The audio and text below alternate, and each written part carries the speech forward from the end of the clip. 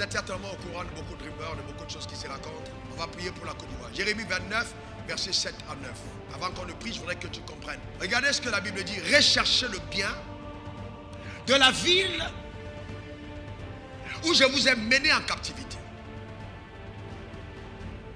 Et priez l'Éternel en sa faveur. Pas en sa défaveur, mais en sa faveur.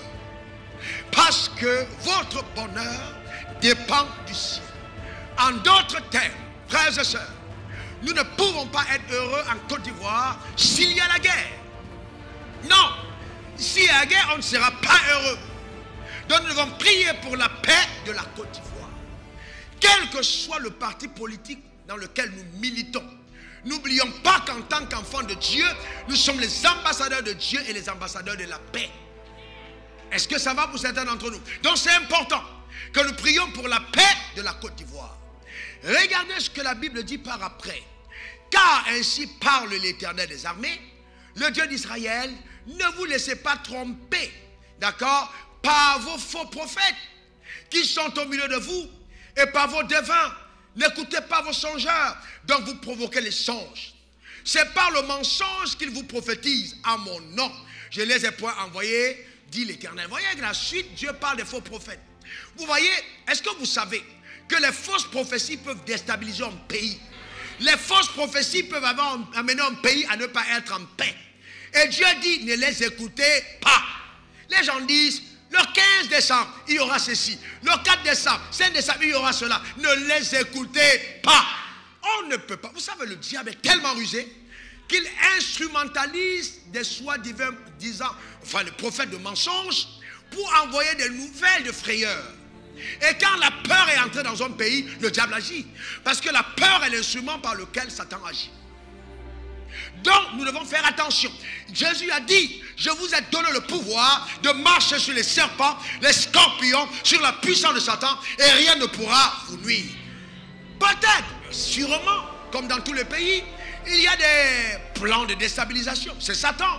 Peut-être venant du nord, venant du sud, venant de l'est, venant de l'ouest. Mais nous sommes en Côte d'Ivoire. On peut faire avorter ces projets. Par la prière, on peut renverser cela. On peut détruire ces projets. Donne-moi le meilleur des amens. Dis encore amen. Mais pourquoi est-ce que nous, en tant qu'Ivoiriens, nous souhaitons la destruction de ce pays, frère? Pourquoi? Oh, Dieu va frapper. Oh, Dieu va détruire. Oh, Dieu va punir. Il y a le feu. Les gens vont mourir. Non. Il dit sur une forme de projet de malheur, cela ne viendra pas de moi. Mais qu'est-ce qu'on a fait en Côte d'Ivoire pour que tout le temps, les prophéties soient toujours mauvaises? Écoutez-moi très bien. En Afrique du Sud, l'adultère est légalisé. Dieu n'est pas en train de frapper. Aux États-Unis, il y a des églises du diable, c'est-à-dire églises de Satan, ouvertes. Ça s'ouvre. Dieu n'a pas frappé. Le pays n'est pas détruit.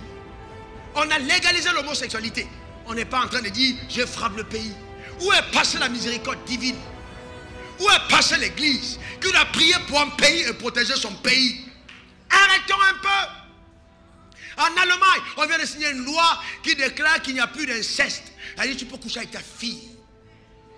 Il n'y a pas de problème. Mais là, on n'appelle pas à Dieu de frapper. Il n'y a qu'en Côte d'Ivoire. Peut-être parce qu'on est dans un parti politique.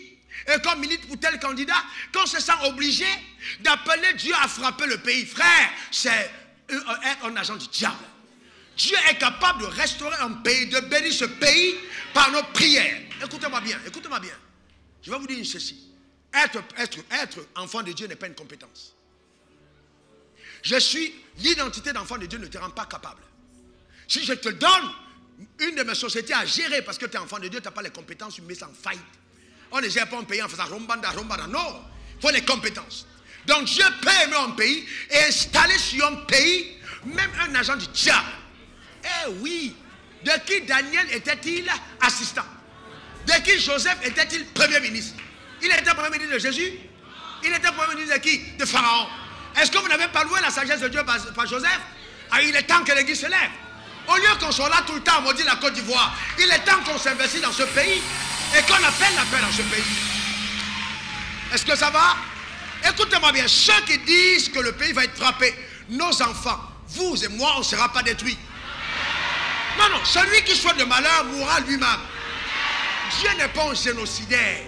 pour faire verser le sang des gens n'importe où. Jésus n'a pas dit qu'il est venu pour les chrétiens. Il est venu pour qui? Pour les pécheurs. Pourquoi ne croyez-vous pas que Dieu soit capable de toucher, même si les gens ne sont pas de notre bord? C'est notre cible. Pas une cible de haine, mais une cible d'amour. Pour les gagner à Dieu. Et démontrer par notre manière de nous tenir qu'ils ont tort d'aller prier ailleurs. Et que le vrai Dieu se trouve chez nous. Frère, c'est vrai que peut-être quand il y a eu la transition, ta mère a été peut-être violée, on t'a dépossédé, peut-être qu'on a humilié même ton président, celui que tu aimais. Mais Dieu nous dit, il faut pardonner. C'est ça en fait. Nous devons exprimer le pardon. Jésus n'a pas envoyé le feu sur ceux qui l'ont amené à la croix, il a pardonné. Donc si nous sommes de Dieu, nous pardonnons. Nous devons être les premières personnes à être désarmées de la rancœur. Si la rancœur se trouve dans l'église, alors on a cédé le pays à Satan. Nous ne pouvons pas. Notre arme, c'est l'amour. Par le pardon. Est-ce que ça va?